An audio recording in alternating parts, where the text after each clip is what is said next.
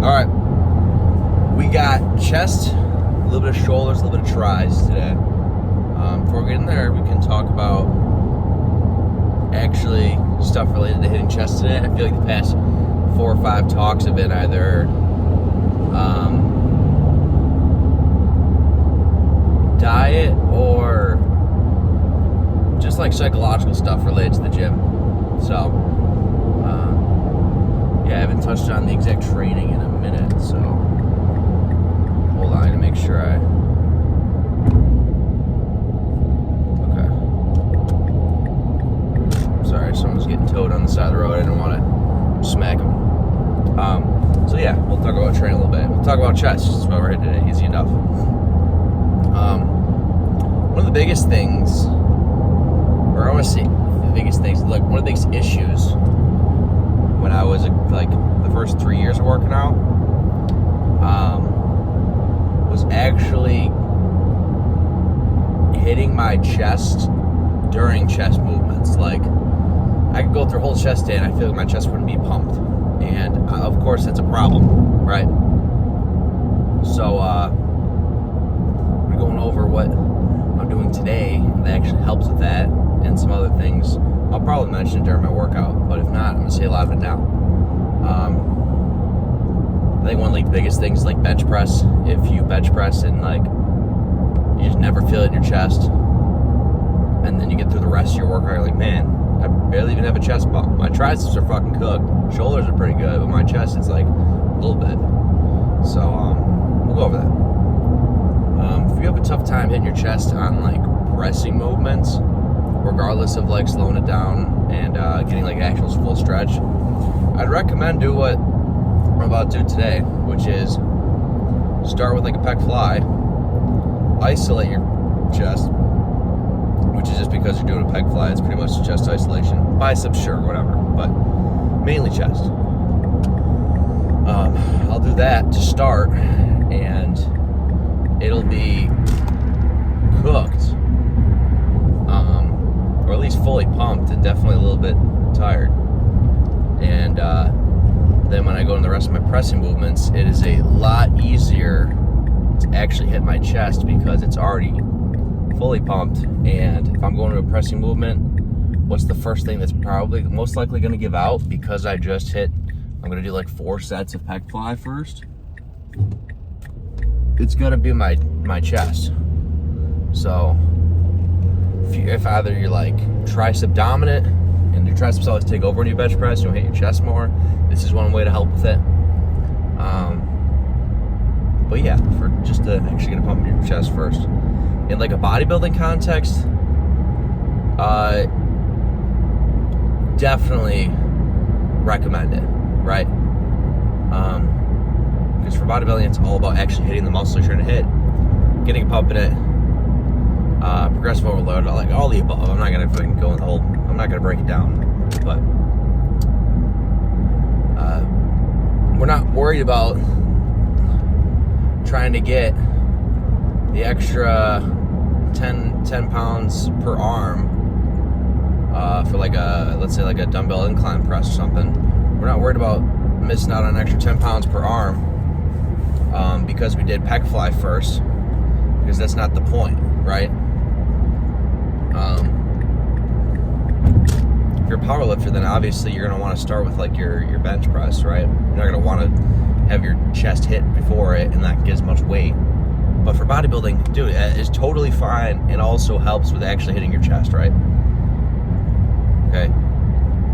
There's plenty of people that can bench shit ton, like four plates, whatever. And don't look like they have a strong bench. Don't look like they have a big chest. And there's bodybuilders that have fucking huge chest. They don't bench a whole lot, right? So it just depends on what your goal is. So if your goal is bodybuilding, your goal is just to get a better physique, then yeah, I wouldn't be afraid to start with something that's in isolation and maybe won't get as much weight as you want on like your bench. Like, I guess you can call it an ego thing, I guess, because you want to get more weight on it, but whatever. Right. So we'll start with that. And then 2 different pressing movements that are just different angles, okay? So if I do like a pec fly, that's a decline pec fly, I'd want my 2 pressing movements to be like a flat mid press and one to be an incline press. And that just checks all the boxes for, I guess, different angles to hit your chest. Sure, there's like fucking 20 different angles, but that's a general way to make it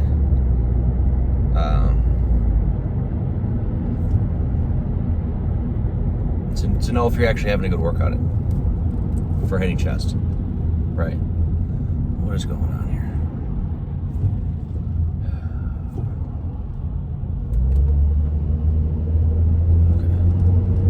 Okay. So yeah, that's what I do for many different muscle groups. When I hit them is I'll have just a very more general checklist of what makes it like a good workout for that muscle. And for this is that. You're hitting 3 different angles. You get a fly movement in and some pressing movements. Good chest day. Right. If I choose to do incline dumbbell press or an incline machine press, is there much of a difference? Not really. Right. Slightly, maybe, just in like tiny fiber variances, but like, are you gonna know the difference between the guy that's doing incline dumbbell press and the guy that's doing incline machine press? Not really, okay? So, yeah, it gives flexibility to your workout, right? Instead of thinking you have to do the machine press because it's science-based, right? Because it's not a free weight, you get the more mechanical tension. Because you're doing that in the machine. Because the arm of the machine is placed like that for mechanical tension. Like, dude, do whatever the fuck you want. You're not gonna know the difference between them. You will know is if you're like deciding to do incline dumbbell press, and then you just start like slinging them around, right? But if you do the machine press, you don't sling it around, then that's a difference. But other than that, let's try not to overcomplicate our workouts, all right? So we'll do that. That's for chest. It's like three things, but it's 12 sets total, and we're gonna be hitting them pretty damn hard. And I also found for chest, like I don't need to do fucking 20 sets, otherwise my shit will be cooked. Like different from other muscle groups, different. But I know for chest, like I don't need to go crazy on it, right? Other muscle groups can handle a lot of volume. I feel like chest is okay with a little less, right? 12 is still sufficient, okay? 12 is definitely not a light chest day.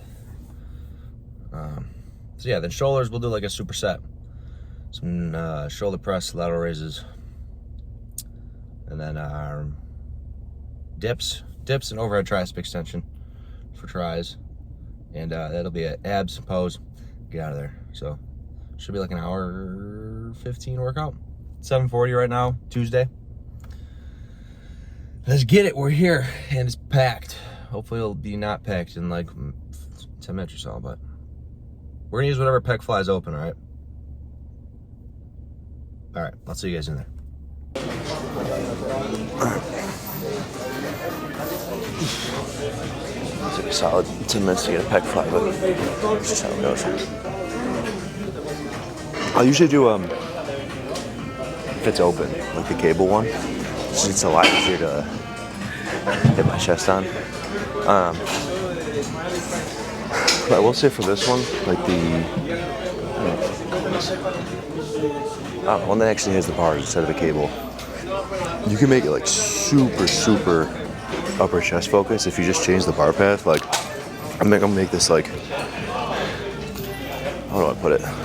Basically where my hand ends up, where my clavicle is, and I'm sure you can hit front dead a little bit, but I mean, if you roll your shoulder back, way more upper chest. So I guess it's just one additional thing you can throw in for it. If you're always doing like incline dumbbell press and then just calling it there for like upper chest, just one extra way to throw it in. Other than that, I'm trying to think what else I talked about. Probably sad, honestly. If I use like the cable one, I'd probably do like alternating just because I can get way more time on touch on it. And I mean, the whole point of me throwing in a fly movement before pressing is to get a full pump from it. So it's just a bonus. If you look at my other, how you doing? Big Kevin, how's it going, man? How you doing? Good. If you look at like previous chest days, I usually start with the cable, but whatever's open.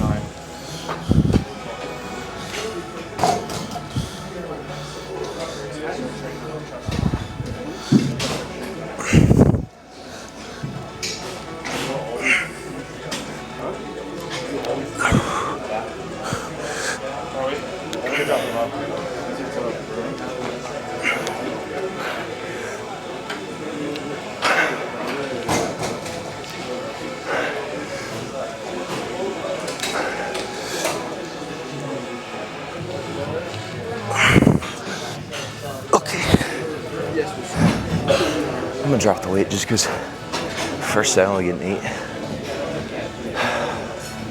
I don't want to, but no, definitely should.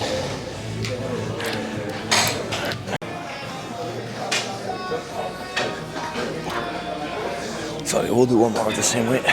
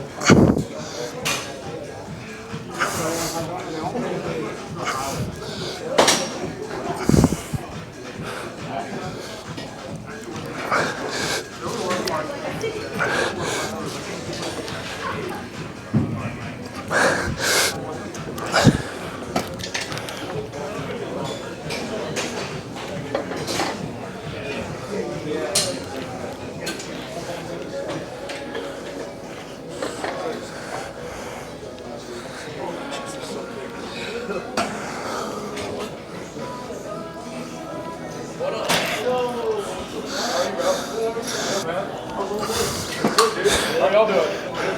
Good? Yeah, LA, right? What you doing here? You switching up?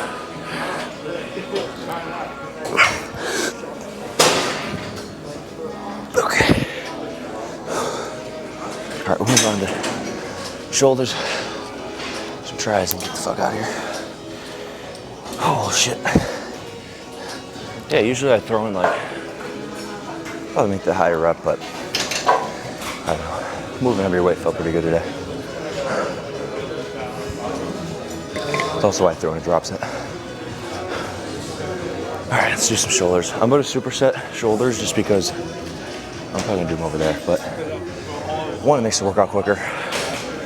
Two, it's not the main thing I'm really hitting today, mainly chest day. So I don't mind breezing through shoulders, getting a pump in it, pumping them, and then moving on. Three, it makes it more intense. I mean, you do shoulder press straight in the lateral raise, it's pretty fucking intense. So all three of those are the justification of a superset. Same shit for when I do like a shoulder push day. For chest, I'll do like a superset. Yeah, that's really it. I'm trying to think. I won't do a finisher for chest. Last time I did a finisher for chest, maybe it was just because it was shit form, but I think I did it with like pec fly, like a quad drop set. This is probably like almost a year ago. Not saying I haven't done a finisher in a year, but at least on pec fly, I feel like my shit almost came clean off. So, all right, let's go to shoulders.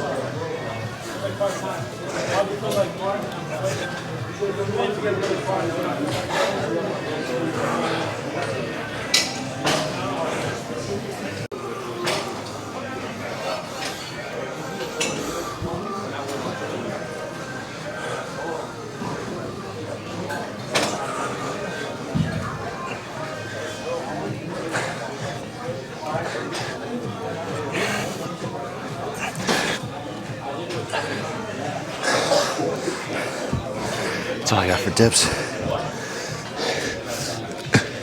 I don't need to do them weighted, dude. Get like 8 reps body weight, fucking cooked. Especially when I do them with the top half of the movement. Because I make it a tricep movement. Closer grip on it, and then to the top half to keep the tension on the triceps all the time. It fucking kills. I will say throwing it in, it's the same as wanting to needing to throw in a pushing movement for like chest or like shoulders. So you wouldn't go through whole chest to just doing 4 different fucking pec flies. You have this throwing pressing movement. So same shit goes for triceps. Throwing pressing movements. You want to do like a close grip bench or dips. Either way, as long as it's in one ear push days. I think that's something I definitely missed out on for years. Honestly, not really giving too much about hitting arms. I mean, hit arms, but like to actually throw in a decent routine for it. And actually do like a pressing movement for triceps and like, I guess biceps there isn't really like a heavy pulling movement you can do, but for triceps for sure. It definitely made a massive difference. All right, one more try exercise, abs, pose, and get out of here.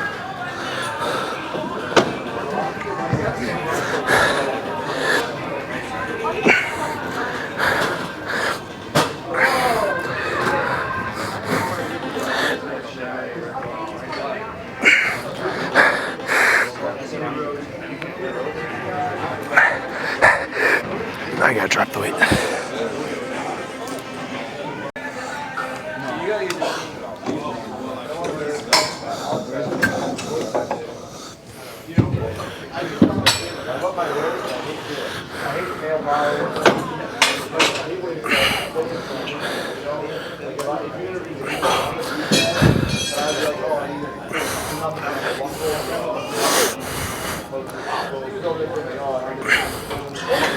the whole gang's here.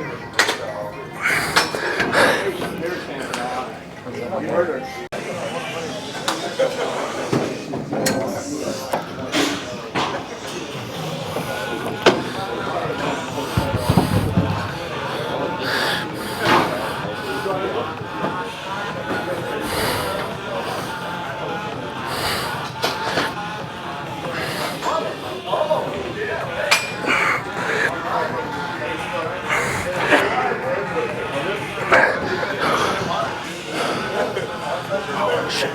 Alright, let's do abs.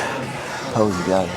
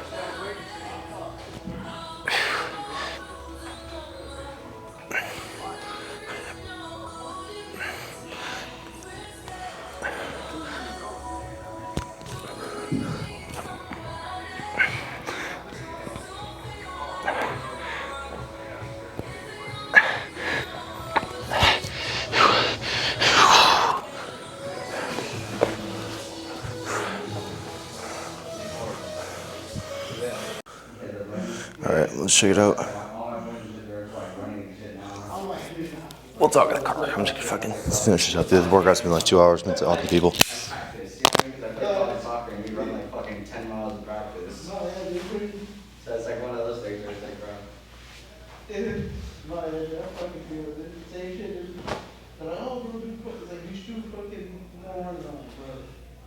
That shit fucking, cause like for me, I was like, not like a shit splits, bro. That shit fucking, I hated that shit.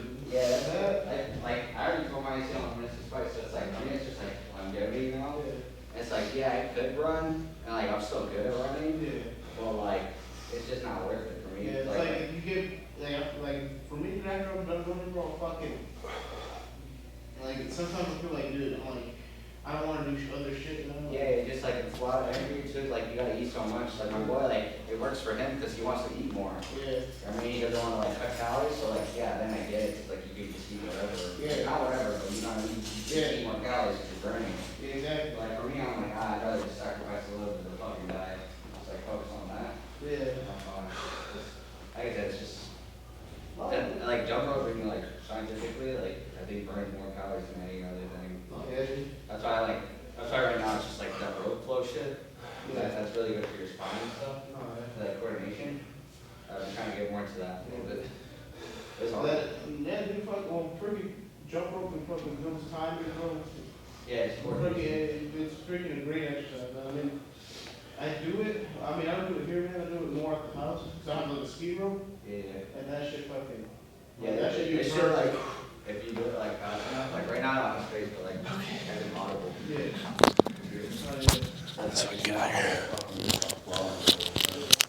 You can do like over the numbers and then do it on the It's more for just like mobility. It's teaching your spine how to actually do it. Yeah. Everyone just like, you get to sit here and you know, like, Bro, I was gonna make sure I get the tarp back on before I cut the vid. Alright, we can cut now. Alright. Yeah, I guess not as much talking during the lift. As I normally would, but I guess that shit always happens like start a week. Monday, Tuesday. Yeah, with everyone in there. Just cause, dude, you go to the gym, same gym all the time. At least I hope you make friends with like a ton of people in there, cause you just see the same people every day. And how many different conversations did I have? 4. Each of them was like 15 minutes.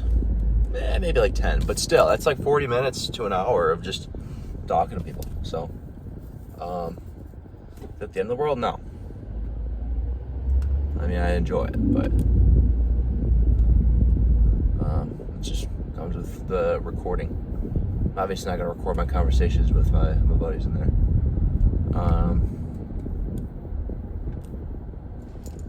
Yeah, what do you want to talk about? Lift-wise, I explained the triceps, chest, I explained on the way here. Shoulders, I explained right before I did them. So I guess I really covered why I do what I did there. 4 sets, I guess I can explain. I do 4 sets just because, like, your first set of any exercise usually could have been harder, to be honest. Let's be real. Your first set of the day, let's say, on whatever exercise it may be, was it really as hard as a set as it could have been compared to, like, your third set? Something when you already got warmed up a bit and already been pushing the weight.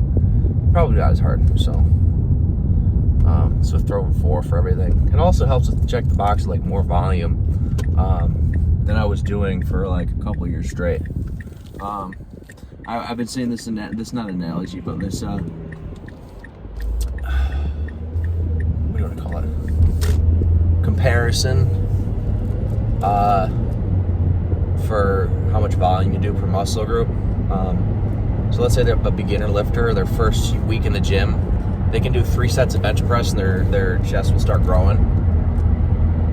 Like that's it. They just go and do 3 sets of bench and leave, and you'll see progress from that, right? But an Olympian, like any Olympian,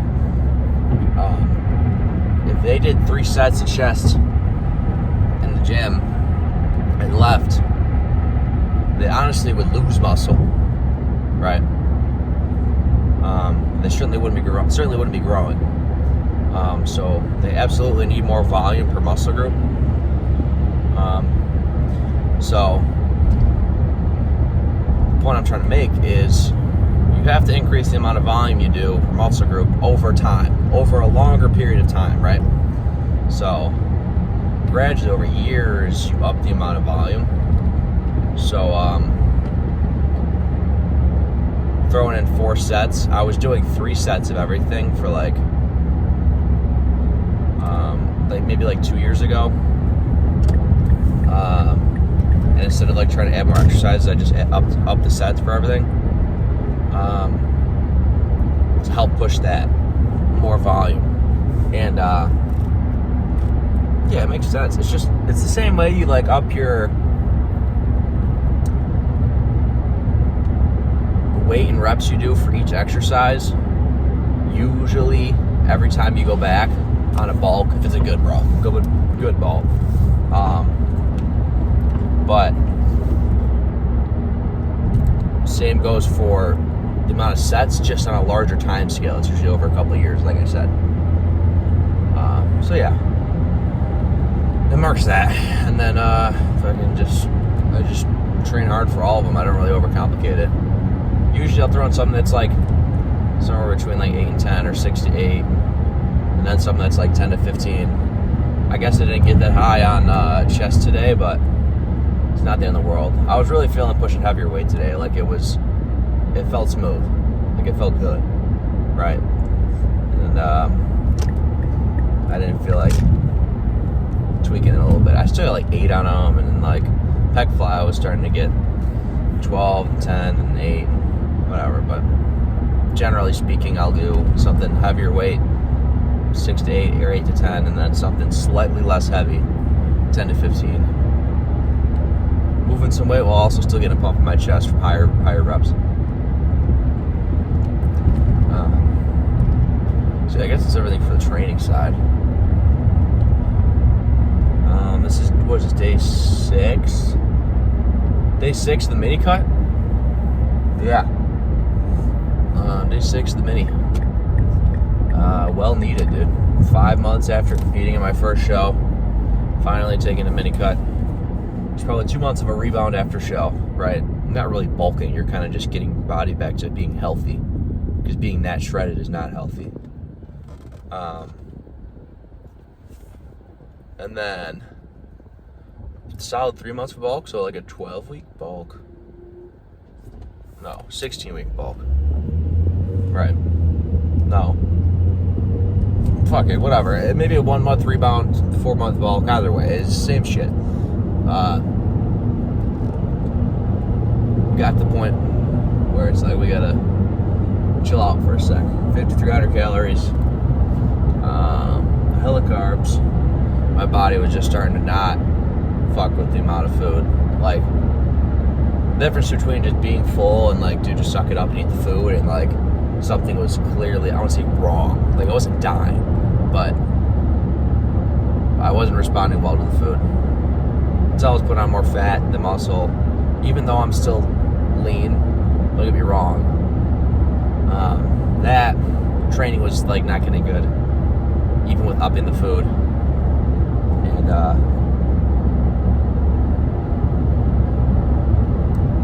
yeah, those are the main ones. Usually wait till their abs aren't visible, but there's clear indication that I was like, we gotta dial this back for like just a few week mini cut, maybe like 4 weeks or so, but was well needed.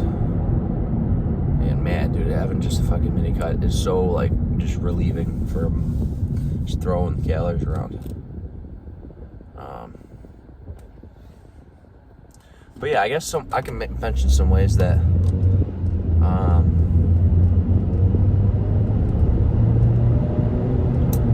do I want to? I mentioned it before, but I guess ways that you can help yourself with eating more food. Assuming you already have a structured meal plan, right? So if you're just hitting a calorie goal and eating whatever you want versus eating clean, the main difference is your digestion and how well your body can use the food. Like, don't get me wrong, it's gonna use the food, but how well it does is completely different. And aside from going the whole biochemistry shit through it, the main thing is like, it's easy doing just like hitting a calorie goal in the beginning for like the first month or so, and it sucks. It is so hard to get food down just because your digestion is screwed after like month 1 or 2, right? But if you eat clean, the first month or 2 sucks because the volume of food feels really high, but your body gets used to it, right? It adapts, and after those first couple months, it is so smooth sailing on what you're eating, and much like better difference in like physique wise too. You won't hold on to as much water. You won't look watery, because that happens from eating like just shit, right? Even if you're eating at like maintenance, if you're eating shit, like you're not gonna look good. Your body will hold on to more water from the extra sodium, like a bunch of other stuff. So yeah, there's that. And what was gonna say. But yeah, I've done both. I've done the if it fits your macros, just hit a calorie goal, and I've done eating clean. And for sure, the calorie goal is easier just for like that beginning, but you end up getting screwed because it's not. There's not much longevity to it, right? And in a sport that is primarily built on longevity, bodybuilding, of being in the sport for years and years, because it's definitely not some overnight sprint, right? Having the longevity of your diet is like crucial. Okay, and that's not saying just like you have to eat the exact like chicken rice, bro. That's it. Breakfast chicken rice. Like I of course not, but within the decisions that you make within your meal plan, like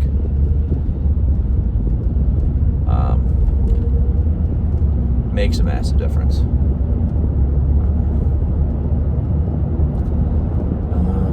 Probably call it there.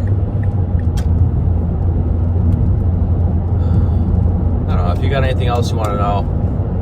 Drop a comment, and I'll definitely get to them. I can make a whole hard talk on it if your comment is long enough to make a discussion about it. So, let me know. All right, tomorrow we got biceps, a little bit of back. Day after that, hamstrings, then rest day, then shoulders, then back, then quads, then rest, then chest, then biceps, then hamstrings, then rest, then shoulders, then back, then quads, then rest. I don't know when I'll switch my routine. Maybe when I stop growing or I stop seeing progress. But I've been doing the same shit for a year now, so over a year and a half. Fucking almost 2 years now, so I ain't changing it. All right, call it there. Peace out.